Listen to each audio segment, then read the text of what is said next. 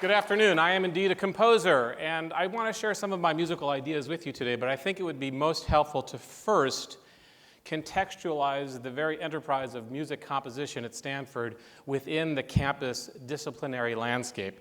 And so I want to show you, or maybe just remind you of Stanford University's organizational chart. This is a diagram to scale. It begins with this point. This is me. I am a composer of uncompromising and unmarketable experimental music featuring uncertainty, self-loathing, and narcissism, and increasingly music that makes no sound whatsoever. But we also have traditional modernist composers, which is to say composers who are interested in music that makes sound. We have composers who write tonal music, composers who write music that people actually want to hear. And we have the rest of the music department, which includes some performers. They do things like play Beethoven, and they look like they're having a good time. We have computer musicians. They sometimes create iPhone apps that make money. And we have quite a few musicologists who often write books about dead people. At Stanford, we also have the other arts at Stanford, and this is all contextualized in the School of H&S, the School of Humanities and Sciences, which is Stanford's largest school, but it's not the only one. There are 6 others, and these are business, earth science, education, engineering, law, and medicine. 6 schools that are completely, unimportant and, not actually somewhat mediocre. Nobody's basically heard of them off campus, but I want to be polite and include them. And this, of course, is contextualized by the administocracy and athletics.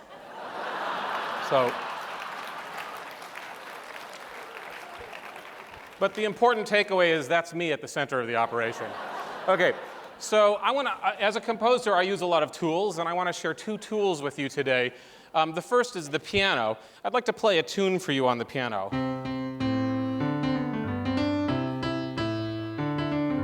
Have you heard this one before? I wrote it. Oh, I didn't write it. That's Heart and Soul. It's a tune that I would argue no one ever needs to hear again, right? At least not in that way. So as a jazz improviser, I'm inclined to change it, to vary it, to deviate from that. So I think about the original text, the original melody, and I have it running through my mind. But I might substitute a note, I might ornament and embellish a note, I might actually remove some notes. So let me just improvise on that tune and see if you can keep the original tune running through your mind even when it's not voiced, even when something different is being heard. Okay?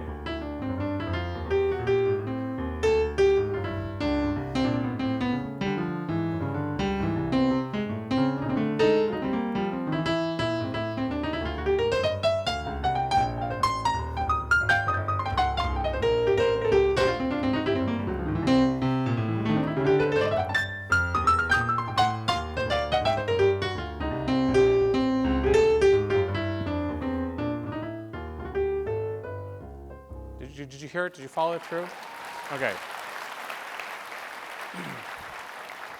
Less boring for me, I guess. So what I did right there is I played an extant tune, a tune that already exists, and I didn't invent jazz. Okay, so it's an idiom that's already extant. So I'm adopting those things. So I'm, in a sense, embracing a traditional form. What I just did was not a revolution. It was obviously not a paradigm shift. This was a minor cultural evolution at best, just a tiny variation on something that already exists. And the traditional form extends also to this instrument, the piano. This one is actually not. This is a digital electric piano, but basically this is more or less a piano. There's 88 notes here. I didn't choose that. There's 12 notes to the octave, to the 2-to-1 frequency ratio. Pythagoras is more or less happy. So in other words, there's a lot of stuff that I'm adopting. Okay, but I had to approach this tool with discipline and rigor. I spent many years learning the kinesthetics involving my fingers in the keyboard layout. I had to learn Western music theory and tonal harmony. And as unfashionable as it may be, self-expression is still, I think, the goal for the creative artist. And having these things together, this discipline and rigor, approaching a traditional form, allowed me a modicum of self-expression. I want to turn to a second tool now, but first, here's a sample pie chart, and here's a sample bar chart. I just thought you might. Okay, my second.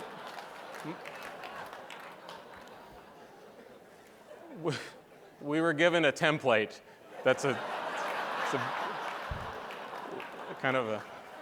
A little bit of an inside joke for my colleagues, maybe. Okay, so moving along, the sound sculpture. Since 1990, I've been building instruments out of junk and hardware and found objects mounted on electroacoustic soundboards. I play these with knitting needles and chopsticks and wind-up toys and violin bows and plectra and so forth. I have the mouseketier here with me in New York, and I thought maybe let me just play 4 sounds on this to give you a little sense of it. So here is a nail that's being plucked.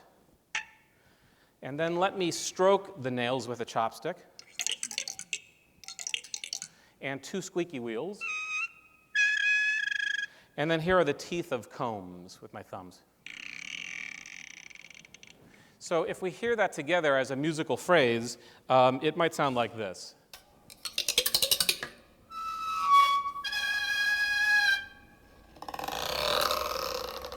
Now, this sounds quite a bit different than the piano, and that's super exciting for me and maybe deeply alienating for the rest of you. You're like, why can't you just play that thing? And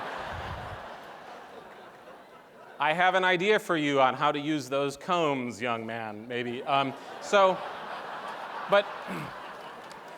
to me, as a composer, I'm interested in expanding my timbral horizons. I'm interested in new sound colors, and so this is very, very exciting to me. I can also warp the sounds and transform them with live electronics, which I also have in the workshop today. And this is one example of what some of the computer processing might do to that very same phrase. Let's listen to it.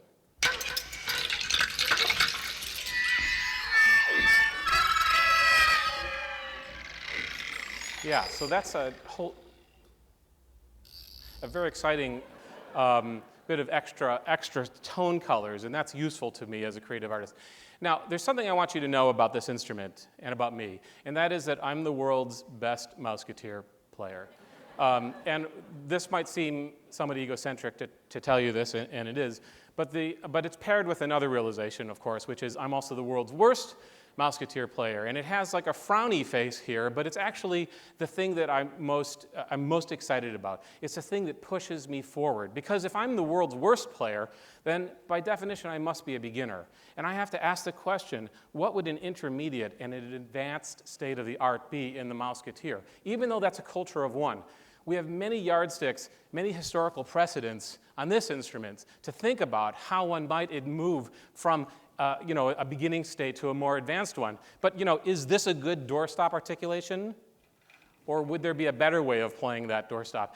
I have to think about those things and push myself. It's not enough to just, to show up on stage with a clarinet and say, I own a clarinet, but I can do that with this. There's a certain kind of gee whiz kind of exciting thing. Oh, that's sort of innovative or something. But people want to know, what are you going to do with the clarinet? How is that a tool that's going to be in use for, to make some sort of meaningful expression? And so I stopped building sound sculptures in 2001 with this one because I'm trying to learn how to play it. I'm trying to learn how to become an intermediate and an advanced player on it, to do something that is, in a sense, expressively meaningful. So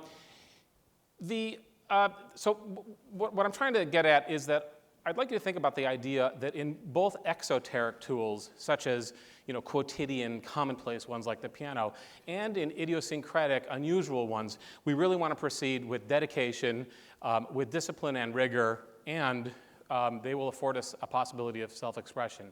Stanford is a place that does both of these things, right?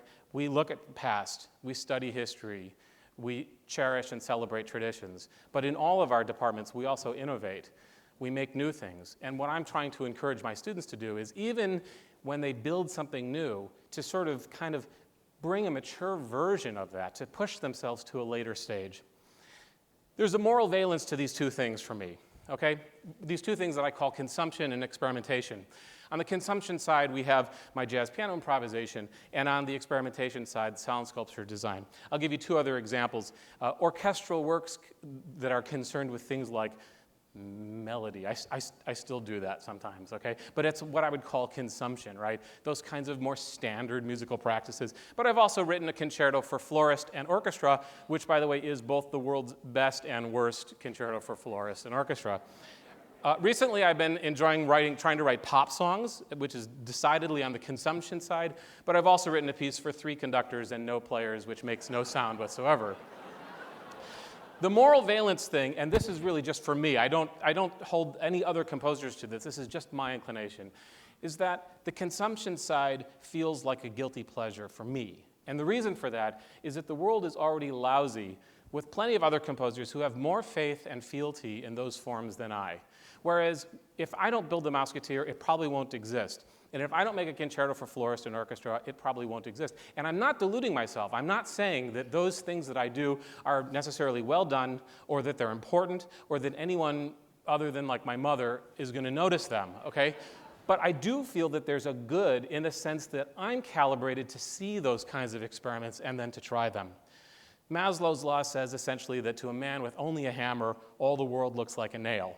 And so for the creative artist, this is an unbearable kind of context. We want all the tools we can have. And so for me, that means embracing both consumption and experimentation, even at the cost of potentially being both the world's best and worst at the same thing.